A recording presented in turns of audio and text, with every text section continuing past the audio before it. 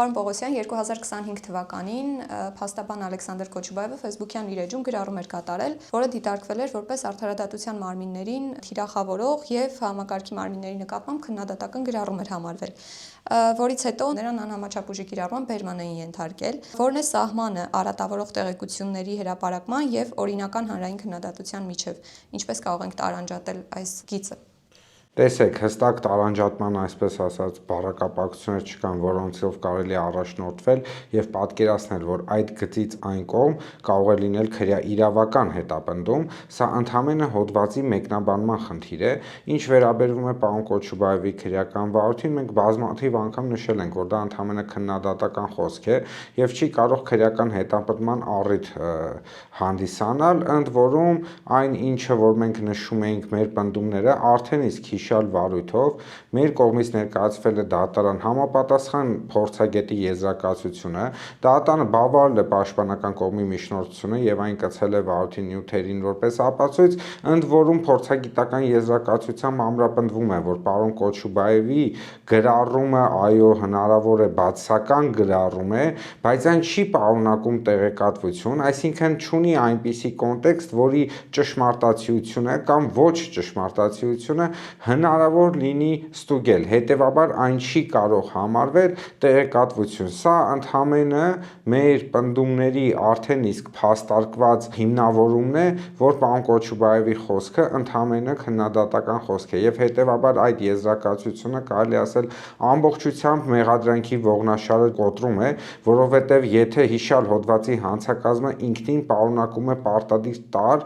որ պետք է հրապարակվի տեղեկատվություն, այս պայմաններում բնականաբար հիշյալ եզրակացությունը ամբողջությամբ հերքում է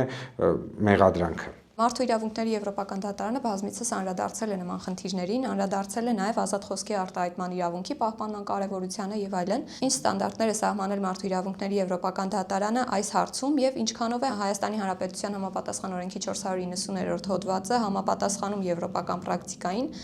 կարող եք հստակ օրինակներ բերել այս առումով։ Տեսեք, ստեղ հոդվածի խնդիրը չի, այլ ընդհանրապես հոդվածի որակման խնդիրն է, մեկնաբանման խնդիրն է։ Այսինքն, եթե նայենք բուն հոդվածը ինքը պրոբլեմատիկ չի եւ որևէ կերպ չի հակասում միջազգային ստանձնած պարտավորություններին Հայաստանի Հանրապետության, այնինչ այդ հոդվածը մեկնաբանվում է եւ պրակտիկ կյանք է ստանում այդ հոդվածին ոչ վերաբերելի դեպքերով։ Միեդը չափազանց բարձր չափանիշներ է սահմանել ազատ խոսքի, դրա իրավունքի եւ ակնկալվող քրեական հետապնդման մասով, ընդ որում պետք է ընդգծել, որ ըստ մարդու իրավունքների եվրոպական դատարանի առավել պաշտպանված է քաղաքական խոսքը, որտեղ քաղաքական ազատ խոսքը ըստ Միեդի ինքնին ժողովրդավարության նշան է եւ առանց դրա հնարավոր չի պատկերացնել ժողովրդավարությունը։ Եթե մենք համեմատենք Միեդի եւ ներպետական պրակտիկայի այդ համեմատություն անենք, սարերի եւ ձորի տարբերություն կտեսնենք, որտեղ բազմաթիվ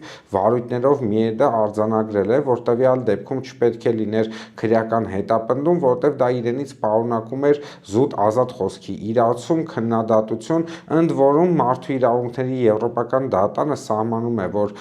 հանրային մարմինները, կառավարության անդամները պետք է առավել պատրաստ լինեն իրենց հասցեին հնչող քննադատություններին, որոնք անգամ կարող են լինել սուր եւ կարող են պարունակել վիրավորանք, այսինքն պետական ապարատի հանդեպ ուղղված խոսքի ազատությունը ել առավել շեմ ունի, քան մասնավոր անձանց։ Հատկանշական վարույթներից մեկը դա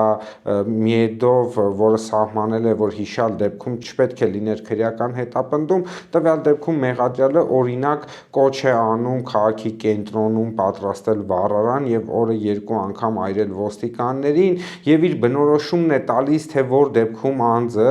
կարող է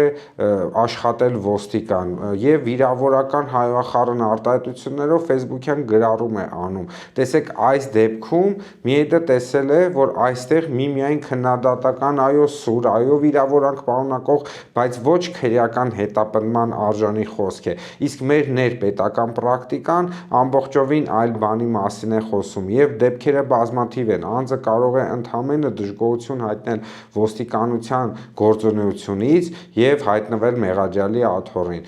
Փաստաբանը կարող է քննադատական խոսք հնչեցնել եւ հայտնվել մեղադրյալի աթոռին։ Այսինքն այն չափանիշները, որոնք սահմանել է ՄԻԵԴ-ը եւ այն ինչ որ տեղի է ունենում այսօր Հայաստանի Հանրապետությունում, բավականին հեռու են իրարից։ 490-րդ հոդվածի ձևակերպումներն օգտագործում են արատավորող եւ իրավունքներն ու օրինական շահերին այլ վնաս պատճառող տեղեկություն հասկացությունները։ Այս հասկացությունները բավականաչափ ընդհանուր եւ անորոշ չեն արդյոք, ինչը թույլ է տալիս դրանք մեկնաբանել ցանկացած քննադատության տեսանկյունից եւ դրանք դիտարկել այս հոդվածի սահմաններում։ Ինչպես կարող է փաստաբանը այս դեպքում պաշտպանել իր վստահորդին, որ խնդիրներ չառաջանան։ Տեսեք, այստեղ խնդիրը հենց սկսում է նրանից, որ process-ը ի սկզբանե չի լինում իրավագիտության շրջանակներում, այսինքն իրավական խնդիր չի լինում։ Այստեղ ոչ թե գլխավոր խնդիրը, չգիտեմ, հոդվածն է, դրա անորոշությունը, թեև դա մի առանձին հարց է, այստեղ գլխավոր խնդիրը այն է, որ նման հոդվածներով սովորաբար process-ը չի կրում իրավական բնույթ։ Առհասարակ ազատ խոսքի իրավունքի նկատմամբ բռնաճնշումը դա ավտորիտարության ամենահին եւ ամենավաղ, ամենատարածված դրսեւորումներից մեկն է։ Եվ պետք չէ օրինակ, ավտորիտար ռեժիմի եւ ժողովրդավարության այդ սահմանագիծը պատկերացնել, չգիտեմ, սահմանադրություն գրելիս կամ հենց ընտրությունների օրը։ Ոչ, այդ սահմանագիծը հատվում է հենց ազատ խոսքի նկատմամբ բռնաճնշումներով։ Հիմա այս պայմաններում կարող է քրեական օրենսգիրքը, այլ իրավական ակտերը ամբողջությամբ իդեալական